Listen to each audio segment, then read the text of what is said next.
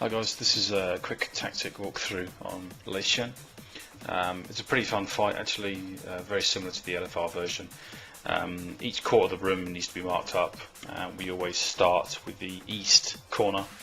East corner, there's a few abilities. Basically at the start of the fight everyone needs to stay spread out 8 yards. That's the one ability of the east corner, is that if you're stacked too close, it does like a chain lightning ability, and the more players that it hits, the more adds get spawned. So always on the east, everyone just stays spread out 8 yards. Thunderstruck is an ability which is going to be going on throughout the fight. It's basically cast on a raid member. He then hurls a mace at that target area. If you're standing close to that area, you'll get hit for a lot of damage. As you can see on the first pillar here at the back, we keep the boss there right till the very end. In fact, I think it leveled up there. You typically don't want it to do that, but you don't move the boss away from the first pillar right until about 92%, 94%, something like that, which we'll explain later on why.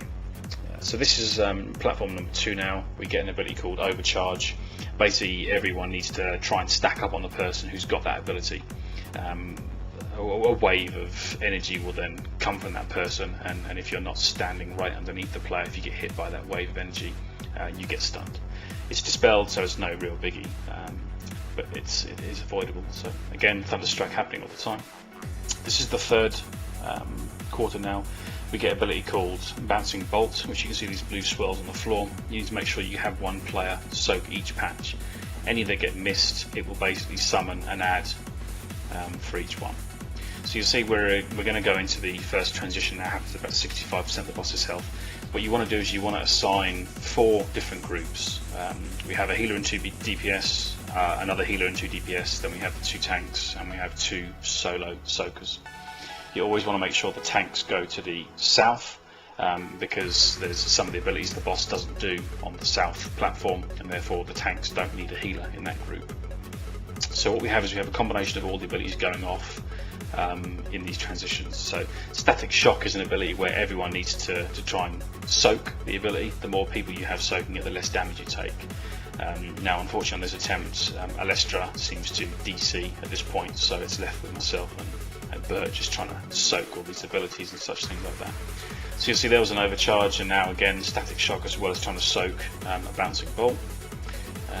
So it's a little bit hectic in these transitions. You basically want to try and stay spread out, because again you have the chain lightning that you would have from the east pillar happening as well.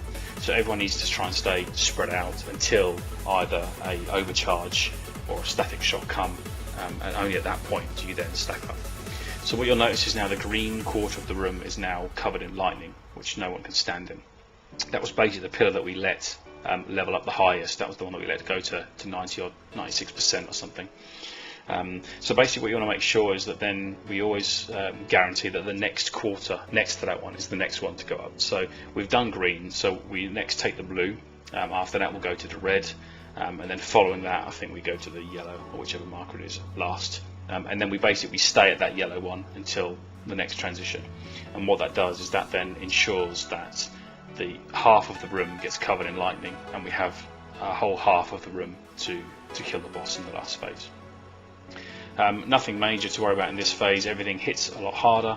Again, the overcharge people still need to stack for. The main difference on this is the Static Shock, which we didn't really see in phase 1 because we got the boss's health down so quick. But typically the Static Shock in phase 1 you can get away with 3 people soaking it. In phase 2, when everything's hitting a lot harder, you need to get everyone stacking up for the Static Shock. He does this lightning whip, which you can see now on the floor, a big lightning effect, so obviously stay out of that. The main difference between phase 1 and 2 for tanks is that in phase 1 he just does an ability called Decapitate. When that's cast on a tank, the off tank needs to taunt the boss, and the tank that has Decapitate just needs to run away from the boss as fast as he can. He'll then throw like a mace at that player and do damage. In phase 2 he does something called Fusion Slash, which will actually do a knockback. So tanks in phase 2, just make sure you're never standing with your back to the edge of the platform, otherwise when he knocks you back he'll knock you off the platform. So nothing else really major for that. The Ball Lightning, or Bouncing Bolt I think is another ability there we have. No, Ball Lightning. Originally we stayed spread on each of these quarters. When the Ball Lightning hits us, it summons a little ad on each of us.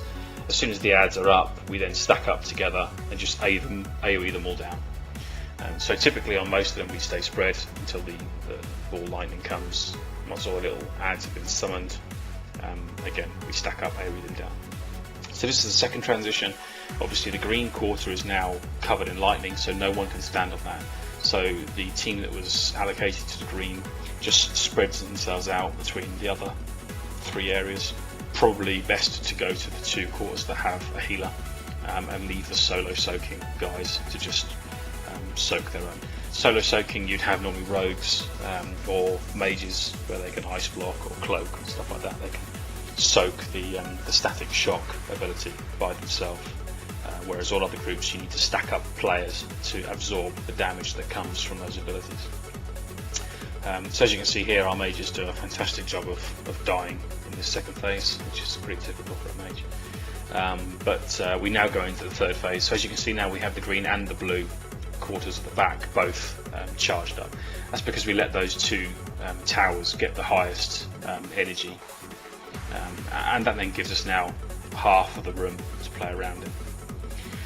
So phase 3, you still have the lightning whip, you still have the thunderstruck to deal with, you still have the ball lightning to deal with, and as well you have this gusting wind that's constantly trying to blow you in one direction. If you typically get to this stage, it's almost a guaranteed kill, so long as you haven't got like 3 or 4 DPS down.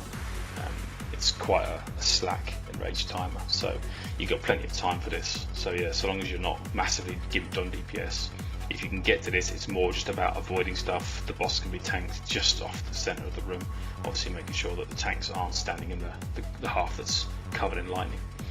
Yeah, so just avoid the thunderstruck, avoid the lightning whip, and yeah, just keep the raid topped up.